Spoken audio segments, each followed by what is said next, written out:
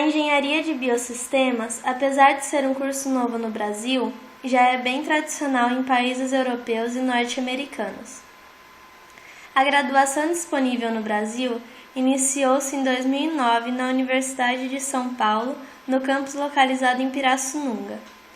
O curso é abrangente, mas lida principalmente com a linha de produção agropecuária, de materiais, alimentos, energia limpa e biomassa, buscando uma forma de aumentar a produção e melhorar sua qualidade.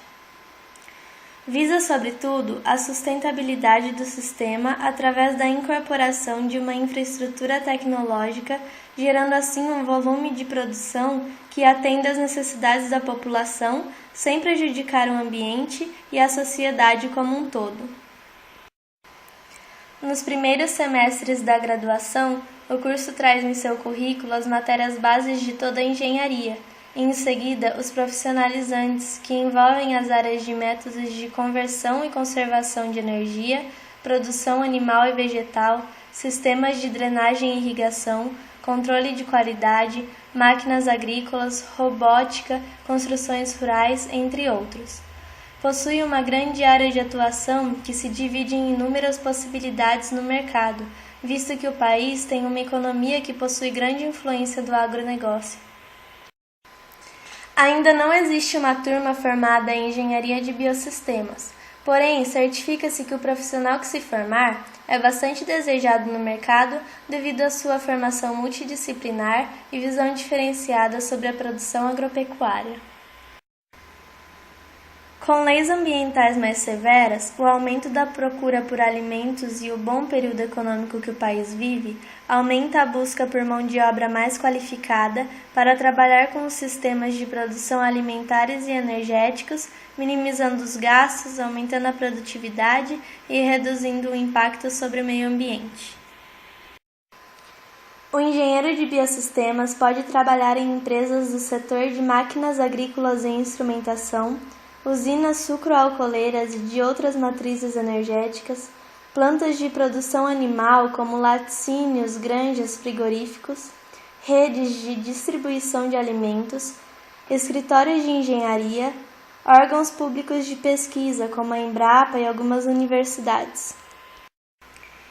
Abordando temas relacionados à engenharia de biosistemas, vamos apresentar um estudo sobre o critério de estresse hídrico da irrigação para a cana. É uma pesquisa australiana projetada para acompanhar o efeito de aumentar o déficit hídrico do solo na plantação de cana-de-açúcar, visando que, na maioria das vezes, o abastecimento de água é limitado nas regiões. Na Austrália, 60% do açúcar produzido depende da irrigação. Assim, os estudos têm como objetivo determinar o quanto a escassez de água pode afetar na produção do açúcar. O projeto teve duas abordagens complementares. Uma delas, desenvolver estimativas precisas de demanda hídrica da cultura, e a outra, verificar como a cultura responde ao déficit hídrico. A partir das informações, os produtores podem se adequar aos níveis necessários de irrigação, evitando desperdícios. O estresse hídrico restringe os processos responsáveis pela extensão da folha, como divisão celular e o alongamento. Folha e taxa de extensão da haste são, portanto, um conjunto de indicadores altamente sensíveis do estado hídrico da cultura. A perda de folhas verdes por haste devido à senescência foliar foi rápida quando a cultura esteve sujeita a estresse hídrico.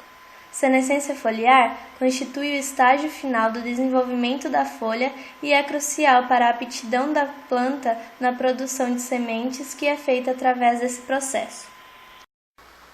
Se a água representa um fator limitante, sugere-se que a irrigação seja feita quando a senescência foliar começa como resultado de estresse hídrico, e que a contagem de folhas verdes é uma maneira prática de aplicar irrigação apenas quando necessário, para evitar a perda de biomassa.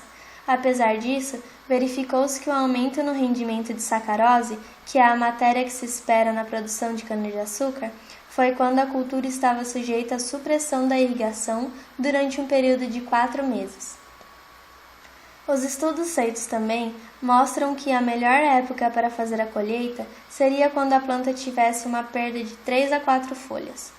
Tais modelos podem então ser utilizados para guiar os produtores sobre quando parar a irrigação e quando colher, visando os benefícios. Voltando à ideia ao Brasil, temos que a atividade canavieira é de grande importância socioeconômica. Consequentemente, sua expansão é recorrente. A influência que exerce vem trazendo foco para pesquisas em prol ao seu melhor desenvolvimento, não necessariamente em áreas propícias. Com o auxílio dos estudos realizados na Austrália, como visto anteriormente, trataremos da irrigação favorecendo a espécie no Brasil.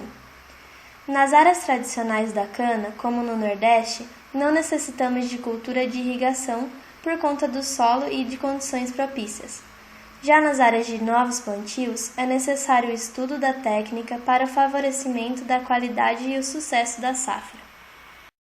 Os planos de irrigação devem basear-se em um projeto com grande precisão e gerenciamento, que possibilite, por exemplo, a determinação correta da lâmina de irrigação, do controle de custo com energia e água, pois assim torna-o viável economicamente, socialmente e ambientalmente, como o próprio curso de Biosistemas preza.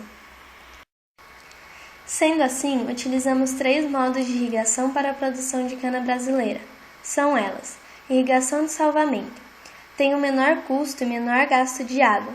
Se encaixa bastante no cerrado por conta da mecanização neste utilizada, que é de pivôs centrais e sistemas lineares rebocáveis. A segunda é a irrigação plena ou total. É utilizada principalmente em regiões semiáridas, pois apresenta um déficit hídrico elevado. Essa estratégia inclui pivôs centrais fixos e sistema de gotejamento enterrado. A terceira é a irrigação por déficit, utilizada em regiões como Zona da Mata e Minas Gerais. Os equipamentos incluem pivôs centrais ou sistemas lineares fixos ou rebocáveis. Estes foram os modos de irrigação. Como subtópicos, temos os sistemas de irrigação, que nos princípios da produção açucareira inclui principalmente 3 tipos. O primeiro é a irrigação de superfície, mais usufruído em áreas planas e médio-argilosas. A água é distribuída de forma concentrada, ou seja, possui baixa eficiência na aplicação. Os sulcos de irrigação ficam paralelos às fileiras de plantas. A segunda é a irrigação por aspersão. A água é aspergida sob pressão por aspersores em forma de chuva artificial. A eficiência na aplicação é de 70% a 80%. A terceira é a irrigação localizada. Não possui restrição de solo e topografia do terreno. As linhas gotejadoras são enterradas próximas às fileiras de plantas, aplicando a água de forma localizada. A irrigação provoca um ótimo rendimento para a safra, ou seja, maior produtividade da cultura, que associados à economia de água, energia elétrica e preservação do meio ambiente, atendem aos princípios da engenharia de biosistemas.